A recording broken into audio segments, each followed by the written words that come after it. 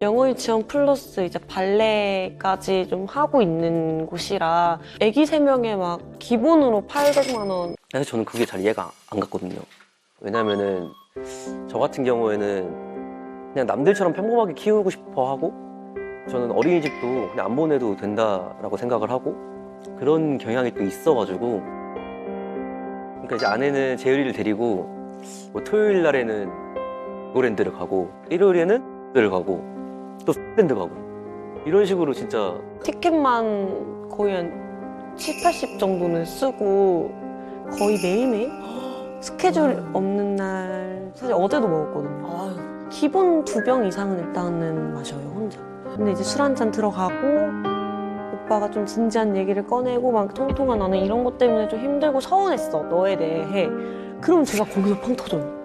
그래서 오빠한테 오빠 왜 이렇게 술 마시고 이런 얘기를 해.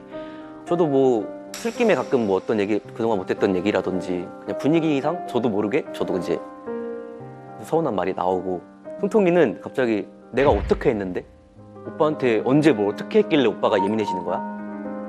되게 예민하게 반응하고 좀 그래서 다투게 되는 것 같아요. 네, 안녕하세요. 저는 사랑스러운 통통이의 남편이자 또 3남매의 아버지인 최임남입니다.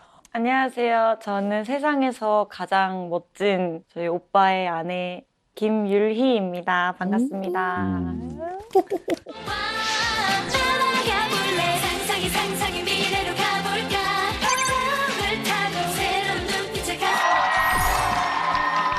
네, 안녕하세요. 옆자리도 좀 치는 최민아입니다. It's a beautiful night. It's a beautiful day. It's a beautiful night. I'm on my way. It's a beautiful night. It's a beautiful day.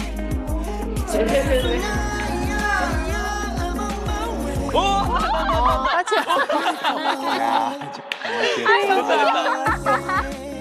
심장이 말을 안 들어. 두 분이서 이렇게 같이 계시면은 정말 많이 들으셨을 것 같긴 한데 도대체 어떻게 만나신 겁니까? 궁금하지 뭐. 어떻게 만나서 어떻게 연애하고? 통통이가. 아니, 사실 진짜 아니, 사실 진짜 처음 만난 건 제가 지인분께 오빠를 소개시켜 달라고 이제 했던 게 계기였는데, 먼저 되셨구나. 네, 근데 그 전에 2년 전에 음악방송 대기실에서 인사를 드렸는데 그냥 이러고만 계셨는데 그때 그냥 분위기가 저한테 너무 멋있어 보이는 거예요. 저런 사람이랑 연애하는 사람은 과연 누굴까 막 이런 거 있잖아요. 저 남자의 마음을 가진 건 진짜 어떻게 해석한 걸까 막 이런. 역시 로맨스물 같다. 그러다 이제 2년 뒤에 어떻게 기회가 닿아서 소개시켜 달라고. 적극적이셨다.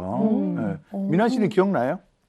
처음 대기실에서 인사한 건 기억이 안 나고 갑자기 뜬금없이 소개해준 분이 저희 멤버 홍기 형이에요. 홍기 형이 이제 갑자기 연락 와가지고 한번 연락해봐 이러고 던져주고 가는 거예요.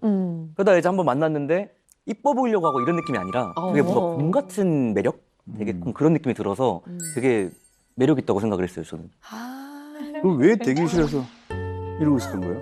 그러니까 제가 기억하기로는 멤버들하고도 이렇게 좀 잦은 다툼이 있었고 그러니까 되게 슬럼프였어요. 저는 그냥 제 것만 그냥 이렇게 하고 그런 시기여가지고 누가 이렇게 와도 그냥 오든지 말든지 이런 마음이었던 것 같아요. 그때는 아직 마음의 여유가 좀 없었다고 해야 되나? 나를 힘든 시기였군요. 네네. 그때가. 그래서 그냥 그 모습에 반했답니다. 하여튼 뭐 아까 우리가 힌트 사진으로 애기들 사진을 봤는데 진짜 깜짝 놀랐습니다. 너무 예쁘죠. 벌써 지금 3명. 네. 그렇죠? 다둥이 엄마 아빠입니다. 5명을 채워서 5인조로 그룹 활동을 잭슨 5처럼. 네.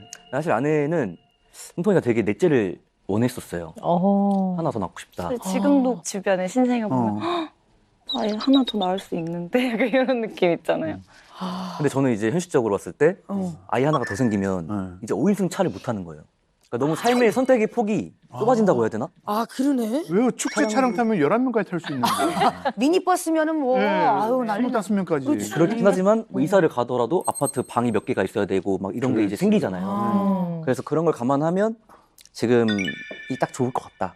그냥 여기까지 하자라는 저희 이제 의견을 내고 있고. 왜냐면 쌍둥이 키우는 것도 진짜 힘든데. 그러니까. 아, 그래도 또 아시겠네. 네. 쌍둥이. 그런데도 또 넷째가 와. 육아의 달인이시네. 자, 이토록 아직도 너무나 풋풋한 어린 그러니까. 나이에 사이가 너무 좋으시네. 정말 삼남매의 부모라고는 정말 믿어지지 않는 우리의 환율 부부. 오늘 우리 금쪽상담소에는 어떤 고민으로 찾아주셨을지 좀 궁금한데요. 일단 준비된 영상으로 함께 확인해 보겠습니다.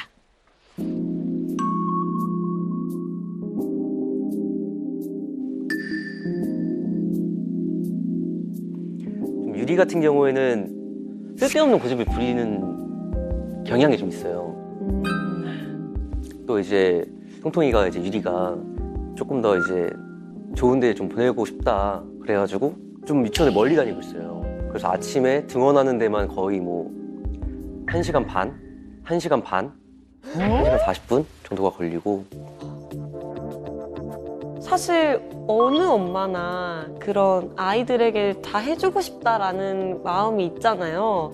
영어 유치원 플러스 이제 발레까지 좀 하고 있는 곳이라 아기 3명에 막 기본으로 800만 원, 기본으로 800만 원 한 달에 막 이렇게는 나가는데 꽃도 정말 원내에 다 있고 키즈 카페 형식으로도 되어 있고 저한테도 좀 만족감이 컸고 많은 거를. 아하. 사실 저는 그게 잘 이해가 안 갔거든요. 왜냐면은 저 같은 경우에는 그냥 남들처럼 평범하게 키우고 싶어 하고 저는 어린이집도 그냥 안 보내도 된다라고 생각을 하고 그런 경향이 또 있어가지고 그러니까 이제 아내는 재율이를 데리고 뭐 토요일 날에는 고랜드를 가고 일요일에는 를 가고 또 랜드 가고 이런 식으로 진짜 계속 막 투어를 하는 느낌이 들더라고요. 티켓만 거의 한 7, 80 정도는 쓰고 연간 이용권으로. 패스트 트랙이에요. 그래. 애기들한테는 좀 막 이렇게 고민 없이는 좀 하는 편이에요. 그렇게 다 해주면 사실 나중에 갈 데가 없잖아요. 그래서 너무 한 번에 다 이렇게 하려고 하는 게 아닌가 그런 생각도 가끔 들더라고요. 아하. 어허. 야. 와. 요거. 두 분의 입장 차이가 분명히 있습니다, 지금. 네. 할 말 엄청 많은데요, 오늘요. 네. 아니, 근데 우리 이난 씨하고 유리 씨가 아이들을 어떻게 가르쳐야 된다, 어느 정도 시켜야 된다라는 그 교육과는 차이가 큰 것 같아요. 부부싸움의 3대 원인. 이유 중에 하나예요. 네, 원인. 아이들 네. 교육이요? 네, 아이들 교육 문제로 부부간의 의견 충돌이 많다고들 하거든요. 근데 과거에 비해서는 이제 요즘에는 뭐 초등학교 들어가기 전부터 뭐 영어든 뭐 또 중국어든 외국어 또 예체능 이런 것들을 이제 가르치고자 하는 분위기가 예전에보다는 훨씬 좀 많아졌잖아요. 그러니까 이 자녀 교육을 시키는 데 있어서 엄마 아빠 의견 차이가 많은 거죠. 근데 이제 그게 무슨 문제가 생기냐면은 교육관 가치관의 차이로 싸우는 그런 데서 끝나는 게 아니고요. 만약에 이제 엄마는 많이 해주고 싶은데 이제 아빠가 돈 없어 그러면 남편이 무능해 보이고. 연결되는 거. 네, 그 다음에 어떤 아빠들은 지금 나이가 너무 어린데 얘네들한테 이걸 해준다는 거는 너무 이제 대책이 없다는 생각이 드니까 이제 대책 없다 그러면서 이제 또 싸우게 되고 굉장히 이 교육관에서 끝나는 게 아니라 여기서 문제가 일파만파로 퍼져요. 네, 그래서 나중에는 집안까지 들먹거려요. 당신 집안은 그렇게 가르치는 거 중요하게 생각 안 하니까 당신 이 모양 이 꼴인 거야 뭐 이렇게 나온다든가 아니면 당신 집안은 그렇게 하니까 노후에 돈이 없어가지고 말이야 자식들한테 의지하고 뭐 하여튼 이러면서 무지하게 많이 싸워요. 그러니까 이제 이게 시기가 당겨져서 이제 뭐 예전에는 중학교쯤 가야 교육비가 많이 들었다고 한다면 요즘에는 영유아 때부터 이제 문제가 시작되니까 사실 이것 때문에 부부간에 다투는 시기가 되게 앞당겨졌다고도 볼 수가 있죠. 그래서 작은 문제는 아닌 것 같아요. 그러니까 이제 이 두 분도 보면 이제 유리 씨는 발레도 하면서 영어도 가르치는 유치원을 좀 보내고 싶어 하시고 또 아빠의 미난 씨는 좀 그럼 뭐 지금 이 나이에 그런 것까지 필요가 있나 그러셨던 것 같아요. 네. 그래서 두 분 사이에 교육관 차이가 분명히 있는 것 같아요. 네네네. 그래서 이거 좀 자세히 한번 들어볼까요? 네. 저는 일단 발레 유치원은 너무 좋은데 그게 문제가 뭐냐면 저희가 시간을 다 평일에는 아이들을 위해서 써야 되는 거예요. 그러니까 등원만 1시간 반이고 또 심지어 화요일하고 목요일 날은 재율이가 또 개인 레슨이 따로 있어요. 그러면 학원 시간이 달라요, 애들이. 쌍둥이들 먼저 오고 그다음에 이제 재율이가 나중에 오니까 하루에 3번을 갔다 와야 되는 거예요. 그러면 그게 벌써 몇 시간이 빠지고 그러니까 제가 뭔가 할 수 있는 시간이 안 나더라고요. 그래서 지금도 그래서 아이들이 교육도 정말 중요하지만 우리도 우리의 시간이 필요하지 않을까. 그래서 그런 걸로 좀 다툴 때가 가끔 있어요. 일단 저도 사실 통학 시간이 걸렸죠. 저도 개인 시간 갖고 싶고 한데 어릴 때 이런 걸 엄마가 해보지 언제 커가지고 얘네를 따라다니면서 내가 해주겠나 싶은 마음에 그냥 그렇게 결정을 하게 된 부분이에요.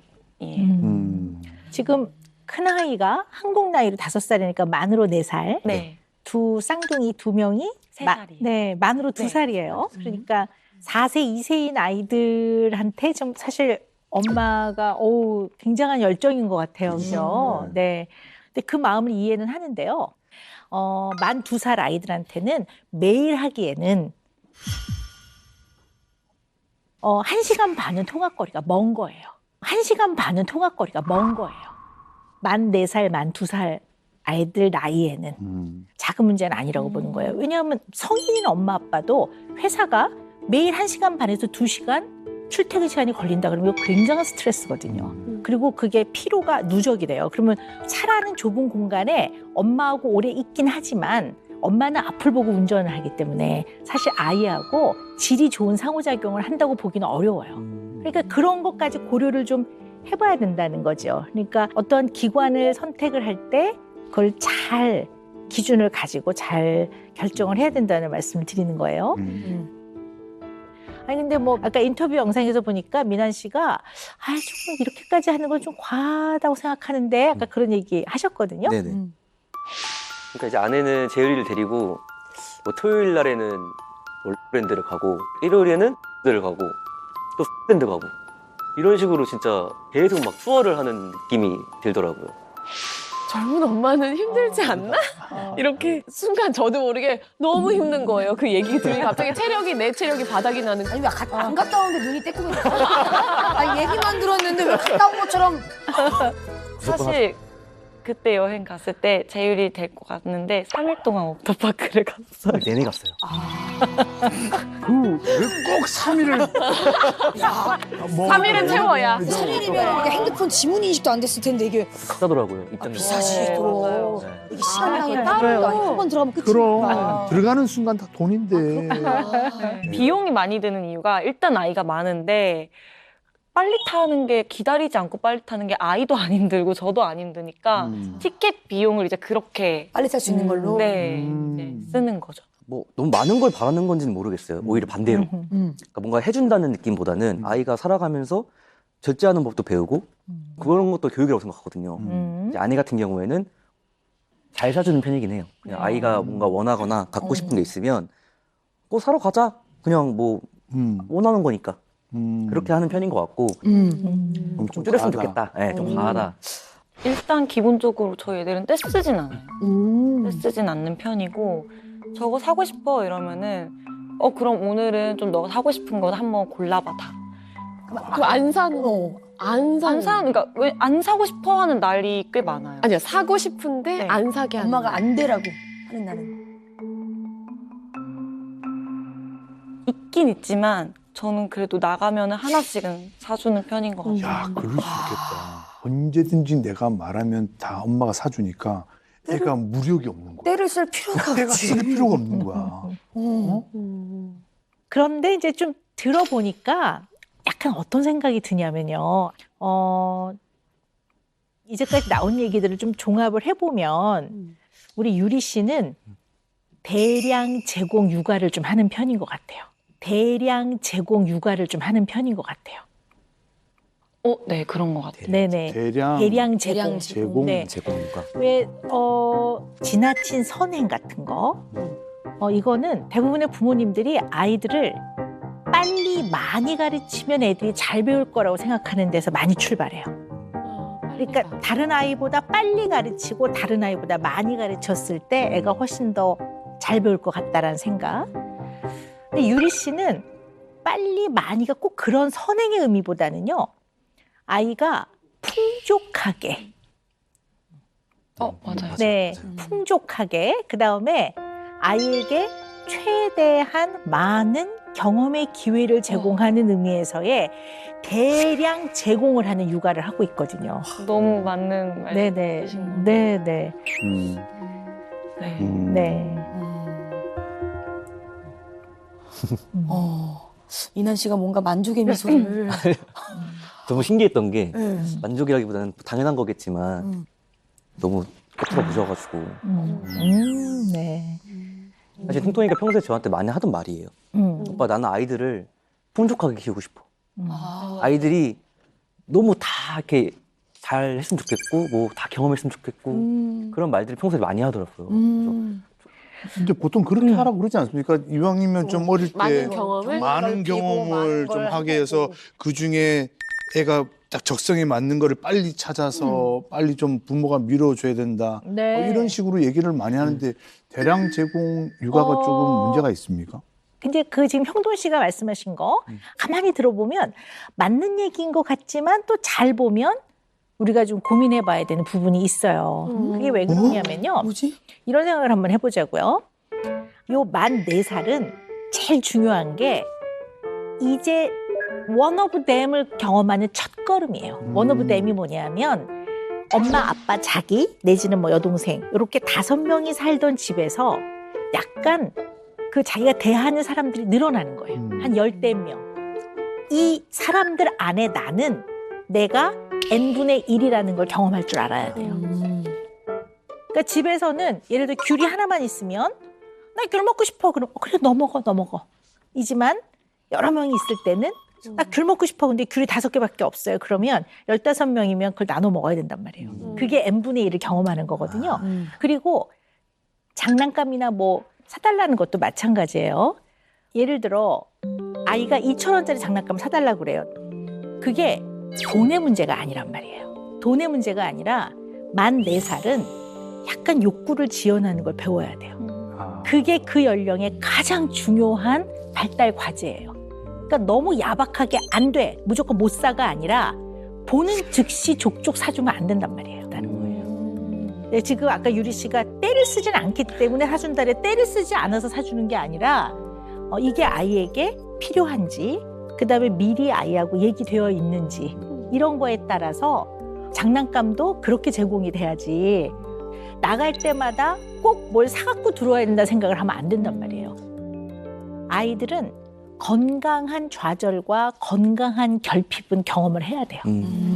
건강한 결핍은 내가 원한다고 다 가질 수 없다라는 걸 가르치는 거죠. 그게 건강한 결핍인 거고 건강한 좌절은 사람이 살다 보면 반드시 좌절을 맛보게 돼요. 그리고 안 되는 것도 있는 거거든요. 이거를 건강하게 경험하지 못하면 좌절을 못 이겨내요. 지금은 사탕, 뭐 장난감 자동차지만 이제 어른이 되면 이런 어떤 욕구 지연이라든가 이런 걸 경험하지 못하면 그때는 진짜 자동차가 될 거고. 네. 그걸 못하면 아이들이 굉장히 그걸 못 견뎌내는 애로 크면 안 되잖아요. 그죠? 얘네들이 꼭 그렇게 된다는 얘기가 아니라 그렇게 크면 안 되기 때문에 굉장히 많이 염두에 두고 있어야 될 것 같아요, 유리 씨가. 네. 일단은 그러니까 제가 또 그런 쟁겨놓는 거에 대한 걸 좋아해요. 뭐 하나 제가 간식을 사면 무조건 봉투보다는 조금 박스로 이렇게 되어 있는 걸 좋아하고 네. 참 이게 알면서도 매번 그렇게 되는 것 같아요. 네. 근데 굉장히 좀 중요한 얘기를 하셨는데요.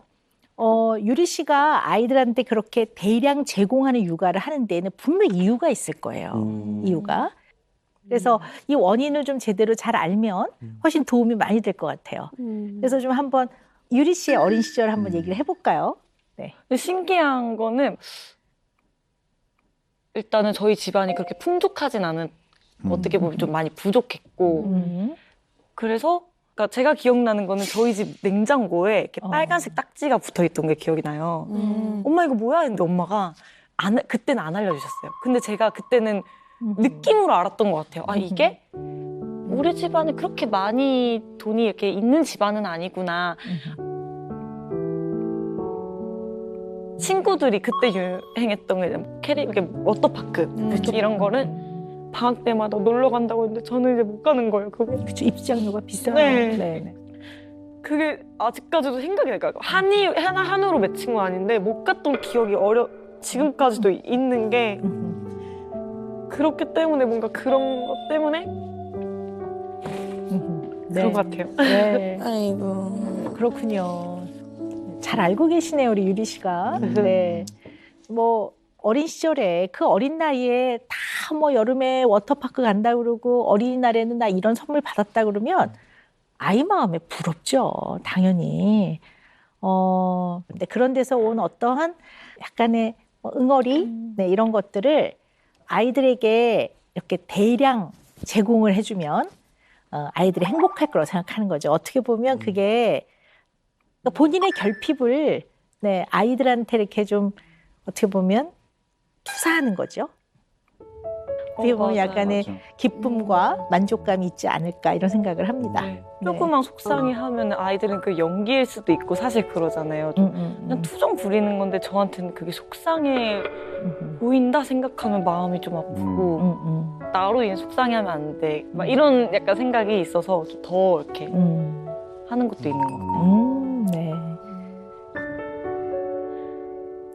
아니 근데 이제 우리가 아이들을 키우는 부분에 있어서는 정말 궁금한 것도 많고 어떤 것을 결정할 때 또 불안도 하죠.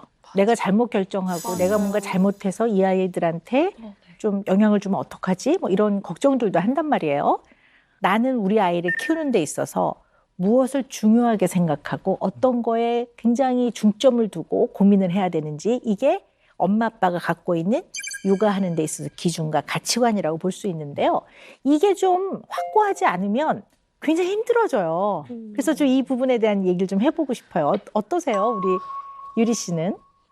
사실 어떻게 보면 어떤 부분으로 내가 좀 이끌어 나가줘야 될까 되게 딜레마에 빠져요. 하루 종일.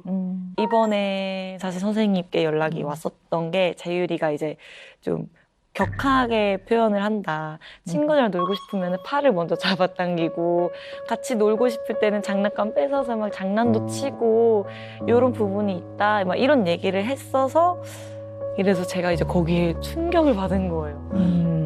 이제 단톡방이 있어요. 그래서 제가 1시간 반 정도를 고민하고 메시지를 보냈어요. 이런 얘기를 들었다. 혹시나 그런 과정에서 상처를 받은 아이가 있는지 궁금하기도 하고 걱정도 된다. 저희가 가정에서 어쨌든 재율이도 좀 잘 앞으로 이끌어 나가볼 테니 좀 이쁘게 봐주세요. 걱정 많이 안 하셨으면 좋겠어요. 좀 이런 식으로 보냈던 게 있었거든요. 그러니까 조금만 더 과한 걸 보태자면 절망스럽다고 막 느낄 때가 많아요. 아, 내 잘못인가? 이렇게 좀 생각하는 편이거든요.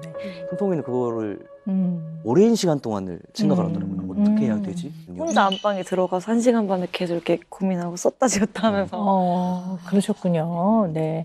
이게 뭐 그렇게 간단하고 쉬운 문제는 아닌 것 같아요. 어떤 일이 생기면 그 상황을 자세히 파악을 해봐야 돼요.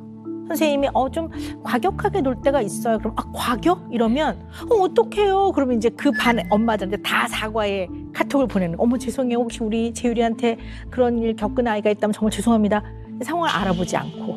물론 그런 일이 진짜 있었다면 사과해야 되는 게 맞는데요. 사과보다도 더 중요한 건 재율이가 어린아이이기 때문에 얘를 잘 지도하는 거예요. 얘와 같이 있었던 아이, 그 모든 아이들이 어떤 일을 겪고 나서 그 일을 통해 배워지는 게 굉장히 중요한 거거든요. 물론 엄마가 사과도 해야죠. 그러나 아이들을 잘 파악해서 이 상황에서 내가 부모로서 어른으로서 무엇을 가르칠 것인가가 더 중요한 거예요. 그러니까 일단 선생님이 재율이가 좀 약간 여자애들도 많고 그러다 보니까 좀 과격하게 노는 것 같아요. 이러면 선생님 과격하다는 게 어떤 건지 자세하게 말씀해 주세요. 제가 그래야지 아이를 지도하니까요. 근데 선생님 생각하시기에 그 상대편 아이 엄마하고 제가 통화를 좀 해야 되는 정도라고 선생님 생각하세요? 그럼 선생님이 아니요 어머니 그런 건 아니에요. 그러면 선생님이 잘 말씀해 주세요. 제가 우리 재율이 잘 지도하겠다고 그 어머니께 말씀드려 주세요. 이렇게 해서 일을 차근차근 잘 진행해 나가면서 아이는 가르치고 또 부모는 부모로서 어른답게 사과할 건 사과하고 양해를 구할 건 양해를 구하고 하는 과정이 필요해요. 유리 씨가 엄마로서 확고한 육아관이 정립이 잘 안 돼 있으면 굉장히 힘이 들 거라는 얘기를 내가 하는 거예요. 네. 그 얘기를 좀 드리는 거예요. 안 네. 되어 있는 것 그렇죠. 같아요. 정확하게. 네.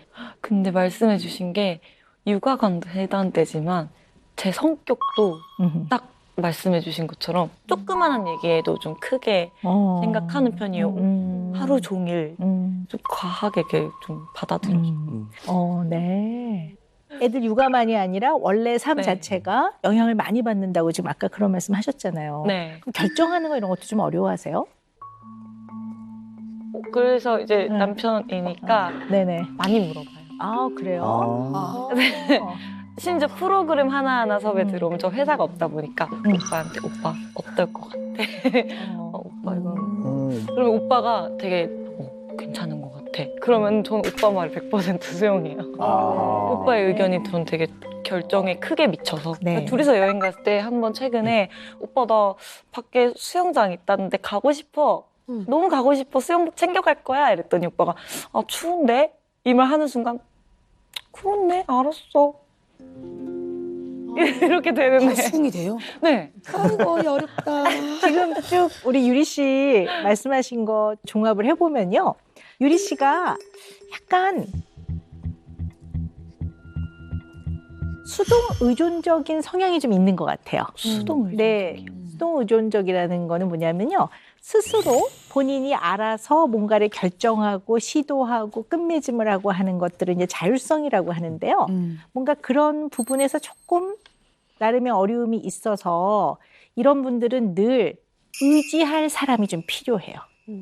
그리고 약간 이렇게 눈치를 보기도 하고 또 한 번도 안 해봤던 거를 내가 먼저 혼자 하려면 약간 겁이 난다든가 네. 자신이 없다든가 뭐 이럴 수가 있죠. 네. 그래서 뭔가를 결정을 할 때 내가 믿는 누군가의 의견, 판단을 필요로 하죠. 네. 제가 이제 걸그룹 활동을 했었잖아요. 사실 좀 생각보다 규제가 심해요. 너무나 이제 어떻게 보면 막 생리주기까지 너희는 다 얘기를 해줘야 되고 막 화장실도 너희는 얘기를 하고 다 같이 가야 되고 그러니까 모든 게 다 저희 선택이 없기 때문에 어떻게 보면 어릴 때부터 그게 익숙해졌나 봐요. 네. 그런 게 상당히 영향이 많았다고도 볼 수 있겠네요. 네. 정해져 있는 대로 해야 되는 일들을 하다가 바로 이제 결혼으로 와버렸으니까 이게 갑자기 나는 아이들을 딱 키워야 되고 막 이렇게 해야 되는데 너무나 믿음직한 오빠가 있으니까 이제 이렇게 바로 넘어간 것 같아요. 네. 그런 걸 좀 경험할 기회가 없었던 것 같아요. 뭐 이제 청소년 시기를 거치면서 왜 보통은 청소년 시기에는 스스로 뭘 해보고자 하는 게 굉장히 늘어나거든요. 근데 그 시기가 연습생 생활을 하면서 아무래도 그 생활이 혼자 뭔가 결정을 하고 혼자 행동을 하고 하는 게 굉장히 어려웠을 것 같아요. 그리고 그 과정을 통해 나의 기준이 안 생긴 거죠, 지금. 네. 그럼 이제 이것이 나중에 이제 나의 삶, 배우자와의 관계, 또 자녀의 양육에도 영향을 좀 줄 수 있겠죠. 네. 네, 박사님 제가 하나 궁금한 게 있는데 이거랑 좀 연장선인지 잘 모르겠어서 저희가 위층에 저희 부모님이 사세요. 그러니까 이제 며느리인 거고 이제 시어머니가 계신데 근데 이제 아이가 자기 전에 오늘은 할머니랑 잘래 이런 대화를 좀 많이 하고 엄마의 습관들이 좀 많이 배어 있는 것도 있어요. 할머니 손에서 또 같이 노니까 그러면은 통통이는 되게 서운해 하더라고요. 그러니까 뺏긴 느낌이 든다. 뭐 어머님만 찾고 엄마는 안 찾는 것 같다. 뭐 이런 거에 대한 되게 좀 스트레스가 그런 게 있어요. 그래서 솔직하게 저는 이해가 안 됐거든요. 왜 그렇게까지 예민하게 뭐 뺏기는 것 같고 자꾸 막 재율이가 막 이러는 것 같고 그런 거가 이게 좀 연장선인가요? 아까 말씀하신 거에 대한 좀 그런 면이 있다고 보는 거죠. 좀 수동 의존적인 성향이 있다는 말씀 드렸는데요. 이런 분들은 내가 보다는 주변의 다른 사람 내지는 외부의 어떤 요인 이걸 통해서 나 자신을 규정하려고 하기 때문에 이게 잘 채워지지 않으면 상당히 공허하고 그래요. 그래서 곁에 있는 사람이 되게 중요해요.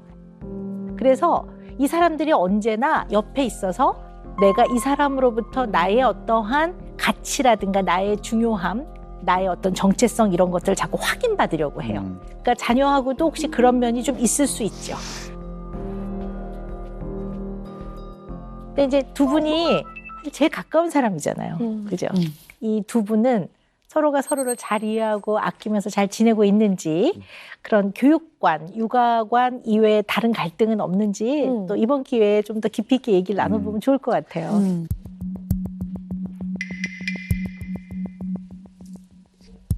할 말 다 그래도 하고 지내는 것 같으세요? 대체적으로 술 마실 때 진지한 얘기를 하게 되니까 그때마다 팡 터져버리는 일이 많아요. 어허.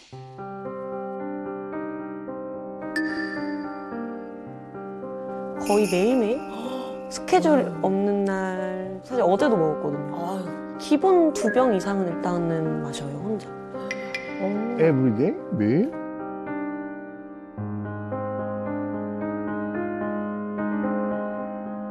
근데 이제 술 한 잔 들어가고 오빠가 좀 진지한 얘기를 꺼내고 막 통통아 나는 이런 것 때문에 좀 힘들고 서운했어 너에 대해. 그럼 제가 거기서 팡 터져요. 오빠는 그냥 어떻게 보면 술김을 빌려 저한테 투정 부린 걸 수도 있는데 저는 그게 사실 어떻게 보면 용납이 안 되는 것 같은 거예요.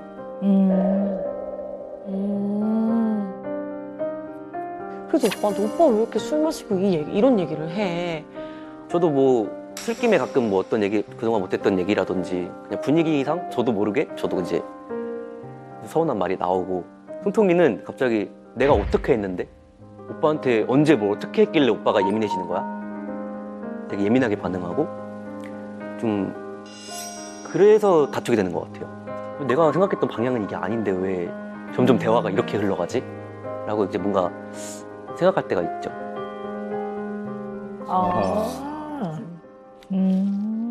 궁금한 게 두 분 같이 술 드시면 같이 이제 한 잔씩 주고 받는 거예요? 두 병을 같이? 통통이는 술 한 잔도 못해요. 아하. 진짜? 그럼 미나 씨만 드시는 거예요? 너무 불리한데? 불리하죠. 아, 약간 불리한 상황이네요. 불리한데, 이거? 제가 집안 자체가 술을 못 드셔요. 네, 미나 씨는 술을 좀 즐기시는 편이고. 네, 좀 좋아하고 보통 누구랑 술을 드세요? 혼자. 혼자? 네. 그러니까 둘이서. 아, 둘이서? 아니면 가족끼리. 맞아요. 제가 자려고 들어가면은 굳이 깨워서 저를 또 데리고 나와요. 진지한 이야기, 특히 부부간에 하는 진지한 이야기는 바꿔 말하면 마음속 깊은 이야기예요. 네, 마음속 깊은 이야기는 둘 사이에 있었던 서운한 거라든가 속상했다라는 거 아니면 두 사람이 만나기 이전의 나의 인생에서 저 마음 깊은 곳에 좀 이렇게 자리를 차지하고 있는 그런 깊은 마음속 이야기이거든요. 근데 이거를 가까운 사이에서 진지한 대화를 하는 게 좀 어렵다. 이런 분들이 우리 주변에 꽤 있으세요. 분명히 굉장히 서로를 사랑한단 말이에요. 근데 진지한 이야기, 특히 마음속 깊은 곳에 있는 이야기를 꺼내기만 하면 싸운다. 이거는 대화 패턴에 문제가 있을 가능성이 커요. 대화하는 방식, 패턴. 사실 지금 두 분의 그 결혼 만족도 검사를 해봤잖아요. 네. 해봤는데요. 그래서 민환 씨는 뭔가 문제를 해결해 나가는 과정에 있어서 심각한 문제가 있다고 느끼시더라고요. 둘 사이에. 네, 둘 사이에. 그러니까 부부간에 이제 의견 차이가 있고 이 의견 차이가 있을 때 해결을 하기 위한 과정에서는 이야기를 나눠야 되잖아요. 이런 의사소통이 원활하지 않다 보면 해결되지 않은 갈등들이 쌓이게 되거든요. 이런 것들을 통해서 어떨 땐 기분이 안 좋고 말싸움을 하게 되고 이런 가능성이 좀 있죠. 네. 맞는 것 같아요. 근데 제가 이제 딱 여쭤보고 싶었던 게 그런 부분이긴 한데요. 저는 평소에 참고 산다라는 말이 맞는 것 같아요. 그러니까 이게 하고 싶은 말이 많은데 제 의견을 얘기하기 시작하면 뭔가 항상 트러블이 생겼던 것 같아요. 그래서 항상 저는 맞춰주고 상대방을 제 나름대로는 이제 배려해준답시고 이제 이렇게 했던 것들이 어느 날 보니까 제 얘기를 잘 하지 않게 되더라고요. 그냥 굳이 나 뭐 정말 깊은 얘기들을 안 하게 돼서 제가 이렇게 시도를 좀 많이 해요. 그러니까 뭐 그게 술이 될 수도 있고 또 저녁에 우리 킹크랩 먹자 해가지고 이제 배달로 시켜서 이제 한잔 하면서 서운했던 얘기 조금 통통이한테 하고 싶은 게 있어. 이렇게 해서 시작하면 뭔가 저의 의견을 이렇게 수렴해주지 않는 느낌을 제가 받는 거예요. 그땐 이랬고 이건 이런 거니까 그땐 어쩔 수 없었어. 이렇게. 그러다 보니까 대화가 끝이 나지 않는 대화가 이어지는 거죠. 결국 이렇게 얘기하다가 이렇게 다투다 끝나는 거예요. 그러니까 결국에 문제의 논점이 흐려지고 네. 그렇게 항상 되는 느낌? 저는 그 꽂히는 게 그냥 오빠가 이제 한 잔, 두 잔 들어가고 처음에는 얘기를 되게 잘해요. 이렇게 해서 나는 이런 거였고 오빠 이런 얘기해도 될까? 하다가 서로 얘기가 무르익잖아요. 잘 얘기하고 있다가 좀 취했다 싶을 때 생색을 정말 많이 잘 내요. 생색 내는 거 생색이라는 것도 잘해주니까 생색 낼 게 있는 거예요, 또. 그러니까 가족들 앞에서도 생색을 잘 내고 가족들 앞에서까지? 네, 그러니까 오빠는 나는 항상 인정을 받고 싶다. 그러니까 나는 그래서 생색 내는 거 할 때 아가씨께서 이 집안에서 가장 인정받는 사람은 오빠야. 근데 이제 오빠는 그거를 잘 모르더라고요. 그래? 그러니까 저는 오빠가 그렇게 얘기를 안 해도 오빠는 잘하고 있어. 오빠 최고지. 평소에도 그렇게 하는데 이런 것도 저는 인정이라고 이제 생각을 했던 건데 이제 이렇게 원할 때 언제 어디까지 이렇게 더 해줘야 인정을 될까? 이게 주정이 좀 섞이는 거잖아요, 사실은. 취하니까. 근데 그게 좀 평소에 생각했던 게 조금 과격하게 나오는 건데 저의 정말 풀고 싶은 욕구는 아까 말했던 인정이라고 생각해요. 저는 듣고 싶은 거예요, 그런 말들이. 그래서 이제 그런 인정들을 받고 싶은데 술이 한두 잔 들어가면 제가 제 입으로 이제 얘기를 하는 거죠.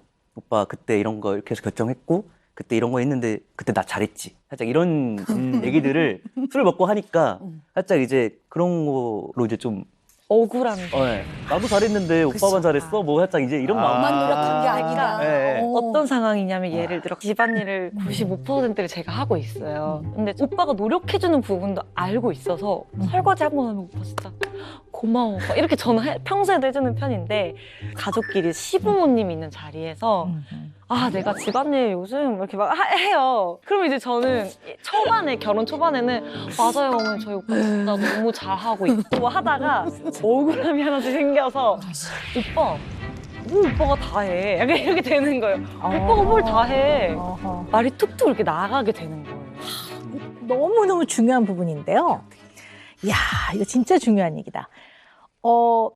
민환 씨는 본인 스스로도 지금 말씀하셨지만 인정이 되게 중요하신 분이에요. 근데 인정과 칭찬을 구별하셔야 돼요.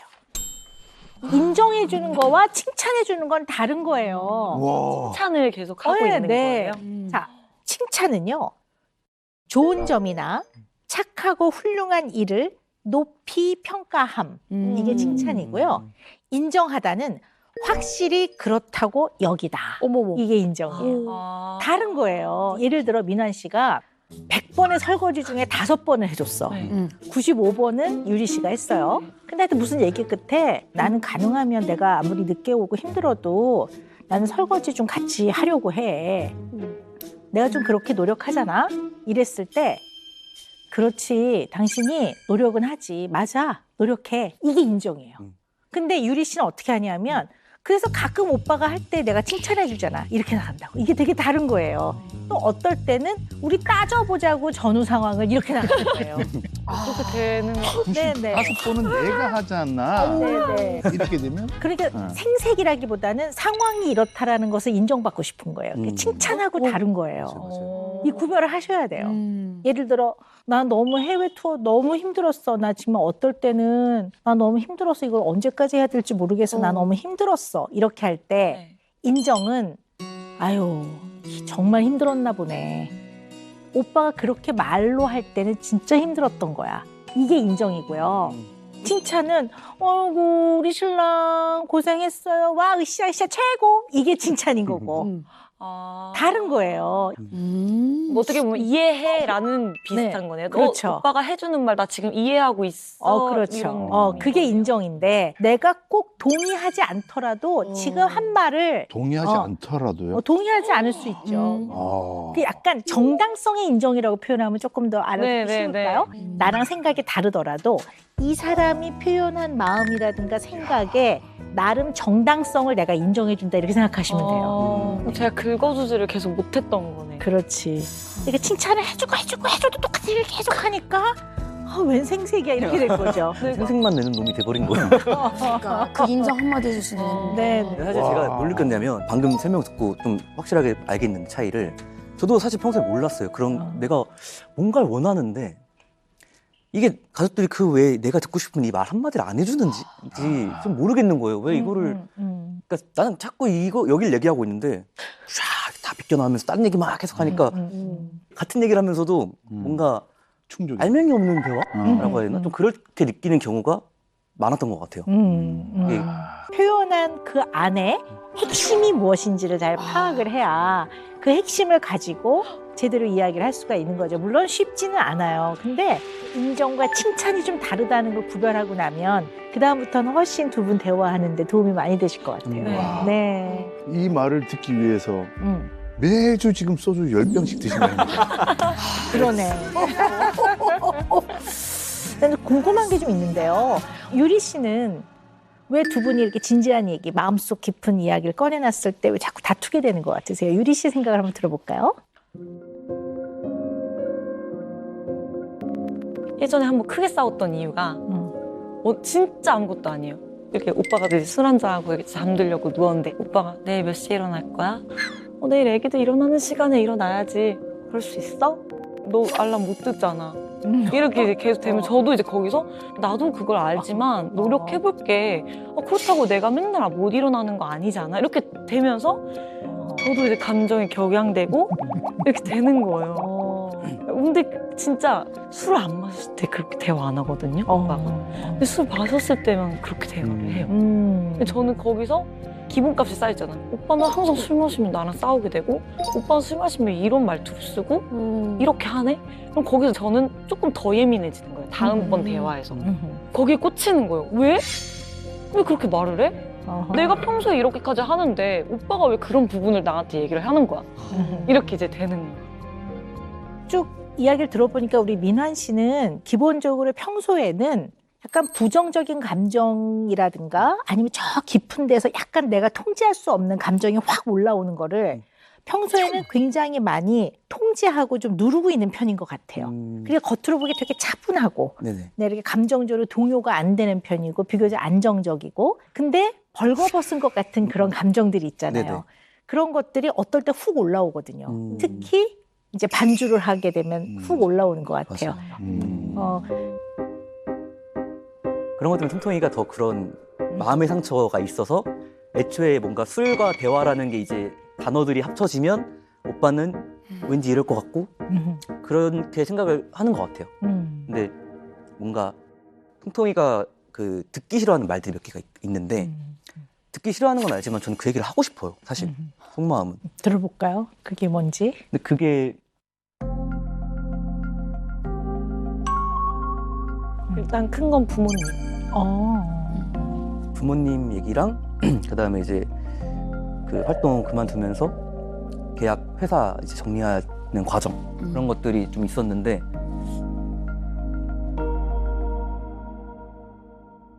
사실 저는 그거에 대해서 잘 모르는 부분도 많아요. 그래서 궁금해요. 유리가 그때 어땠는지 되게 궁금해서 물어보려고 하면 아직은 본인이 그거를 이렇게 눈물을 이렇게 흘리고 본인이 말할 수 있는 아직 시간이 안 됐다라고 생각이 든대요. 그래서 저는 뭐 펑펑 울고 하는 한이 있더라도 오빠랑 툭 까놓고 그냥 같이 얘기 좀 하고 싶은데 통통이는 애초에 그걸 그냥 이렇게 막아버리는 경향이 있거든요.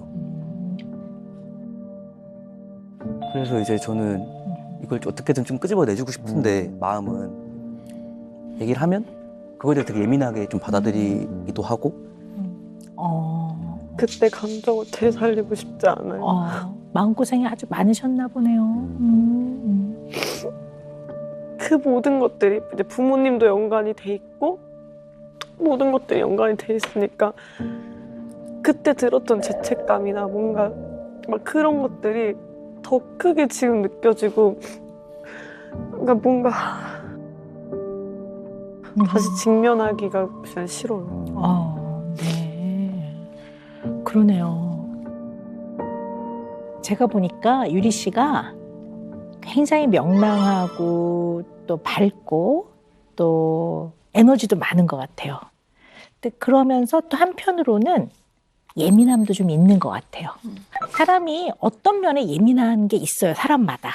외모에 대해서 얘기할 때 굉장히 예민한 사람이 있고 어떤 사람은 뭐 집안 환경에 대해서 얘기할 때 또 굉장히 예민한 사람이 있고 사람마다 다 그런 포인트들이 있죠. 근데 우리 유리 씨는 가만히 들어보니까 초등학교 졸업하고 청소년 되면서부터 어쩌면 이제 그렇게 연습생 생활을 했다고 봐도 과언이 아니죠.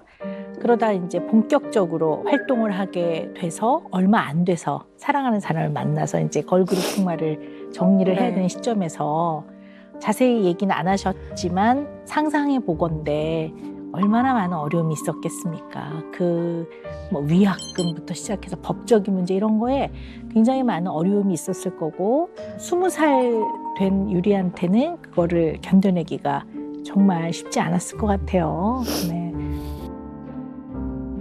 예민한 부분이긴 하지만 나가기에는 오빠랑 결혼을 이렇게 만나면서 그 이전에 원래 제가 힘들어하던 부분이었어요. 연예계에 대한 활동이. 근데 이제 너무 심적으로 이제 힘들었어서 이렇게 상담도 다녀보고 약도 먹고 막 이런 기간이 있었고 근데 그 약도 저 못 먹겠더라고요. 한 가지 또 사건이 있었어서 약을 먹고 잠들고 일어났는데 갑자기 제가 스케줄 준비를 다 해놓고 차에 타 있는 거예요. 기억이 안 나는 거예요. 근데 저는 그 약으로 인해서 조금은 마음에 이렇게 풀리는 어느 정도 좀 해결이 되고 있다고 생각했는데 그거 하나 때문에 또 제가 약을 못 먹었어요. 그러고 마음고생이 좀 사실 더 많이 심해지고 근데 저는 얘기할 사람도 없는 거예요. 그런 힘들었던 시간 속에서 이제 오빠를 만나면서 진짜 많이 의지도 되고 많이 진짜 이렇게 좋아졌는데 딱 그 결혼하는 시점에서 이제 저희 어머니 아버지랑 좀 이렇게 충돌이 있었던 시절에 오빠도 좀 서운한 일이 있었어요. 뭔가 다 제가 죄인 같은 거예요. 그래서 이제 나중에 그런 얘기를 딱 꺼낼 때 모든 저의 그 힘들었던 게 토대로 확 몰려와요. 그 사건 하나가. 굉장히 다양한 종류의 감당하기 어려운 네. 아픈 감정들이 중압감으로 파도처럼 밀려오는군요. 네. 그러니까 그거를 감당하기가 어렵군요. 네. 그래서 이제 그냥 얘기하지 마. 나 그거 싫어. 이렇게. 그러니까 직면을 하기가 어렵군요. 네. 그 부분은 상당히 예민한 면이 있는 것 같아요. 많이 예민해요. 네네. 사실 예민하면 그 예민하게 들리는 그 사건, 단어 그런 얘기가 딱 나오면 반응을 굉장히 충동적으로 하죠. 하지 마! 뭐 이런다니까. 하는 것 같아요. 그렇게. 네네네. 화를 내거나 그러니까 화를 내고 그럼 큰 싸움이 이제 막 돼요. 서로가 상처 주는 말들을 좀 할 때도 있어요. 그러면 저는 이 상황 자체를 회피해버려요. 이 공간. 그렇군요. 너무 힘들어요. 이 한 공간 안에 이렇게 있는 게. 그럼 결국 다투고 나서 마지막에 어떻게 해결을 해요? 어떻게 좀 마무리가 되는지 궁금해요. 보통은 이제 술을 제가 마셨다 보니까 당연히 그냥 뭐 제가 사과를 해야 된다고 생각을 하고 다음날 보통 해요. 다음날 일어나서 바로 시간 저는 끊는 걸 안 좋아하고 조금 그랬다면은 오빠가 정말 미안하고 근데 사실 오빠는 원래 의도는 이런 거였어. 이렇게 해서 풀고 뽀뽀 쪽하고 뭐 그냥 이런 느낌으로. 아니 뭐 훈훈한 면도 있는데요. 또 한편으로는 약간 걱정되는 면도 좀 있어요. 일단 민환 씨 입장에서 보자면 이게 뭔가 깊은 속 이야기를 못한 상태로 갈등이 생기는 게 너무 불편하고 걱정되니까 일단 그냥 사과하는 걸로 급 마무리하는 느낌이 좀 들거든요. 그러니까 어떻게 아내에게 해줄 때 잘 풀리는지를 알고 있으니까 사실 진짜 해결이 된 게 아니라 그냥 갈등을 급 마무리하는 느낌. 그럼 어떠세요? 근데 어쩔 수가 없었던 것 같아요. 왜냐하면 저희가 다투면 아이들한테도 영향이 가고 집안 분위기도 좀 이렇게 안 좋고 하니까 일단은 관계는 풀어야겠다. 그 문제에 대해서는 풀리면 너무 좋겠지만 그게 당장은 빨리 풀 수가 없어서 말씀대로 좀 이렇게 금방 사과를 해서 푸는 편이긴 해요. 근데 사실 속은 남아있죠, 계속.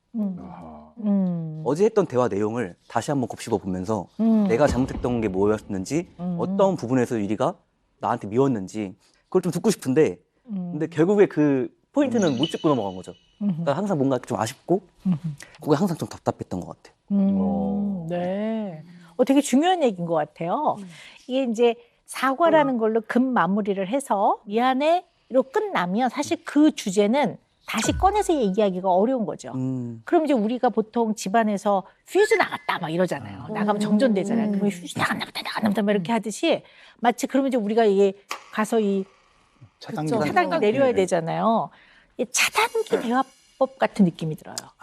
약간 이렇게 탁 차단해버리는 사과라는 급마무리를 통해서 대화는 차단되는 느낌이 전 들거든요. 왜냐하면 근본적인 대화는 아닌 것 같아요. 그러니까 이제 그대로 그 어떤 마음을 불편하게 했던 부분은 마음 안에 남아 있으니까 모든 문제를 다 풀어내고 그러고 살 수는 없겠지만 이 마음에 남아 있는 게 계속 쌓이면 사실 좀 바람직하지는 않죠. 네. 근데 이거 좀 맞춰는 나가야 돼요. 왜냐하면 사람이 이렇게 잘 안 바뀌어요. 그래서 바꾸라고 제가 표현하는 게 아니고요. 각자의 그런 면을 이거야말로 인정을 하고 그 중간에 균형점을 좀 찾아가야 되겠죠. 네. 그래서 제가 오늘 한 가지 가르쳐 드려야 될 것 같아요. 인정 대화법도 알려드려야 될 것 같아요. 인정하는 대화법. 네, 이거는 잘했네가 아니라 그런 마음일 수 있지. 그런 마음인 건 알겠어. 이런 게 인정이고요. 잘했어, 최고야. 이거는 칭찬. 민환 씨는 어떻게 대화를 좀 하면 좋을까요? 민환 씨는요, 좀 차분하고 감정의 기복이 없는 장점이 있는데요. 좀 열정 대화법을 좀 해야 될 것 같긴 해요. 열정 대화법. 그러니까 유리 씨가 얘기한 예 있었죠. 알람 맞춰놔도 어차피 못 듣잖아. 아니 알람을 못 듣는 사람이 10개든 20개든 맞춰놓는 게 무슨 의미가 있어? 뭐 이렇게 되면서 나중에 이제 다투게 되는 거거든요. 내가 노력할 거야. 그럼 노력이 제일 중요한 거지. 오케이. 노력 진짜 좋다. 이렇게 해주는 게 열정 대화예요. 왜냐하면 유리 씨는 감정이 들어가 있는 칭찬이 굉장히 중요한 사람이에요. 맞아요. 네. 민환 씨는 칭찬보다는 어떨 때는 팩트를 쫙 나열하는 경향이 있어요.